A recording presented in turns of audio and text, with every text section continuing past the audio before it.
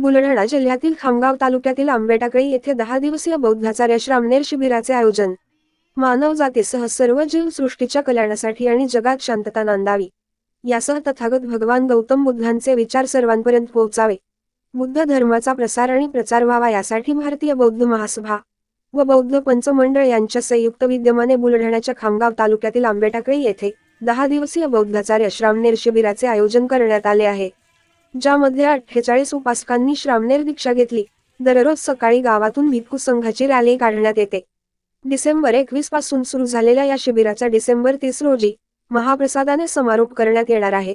दरम्यान गावातील अनेक महिलांनी समता सैनिक दलामध्ये आपली नोंदणी करून सहभागी झाल्या।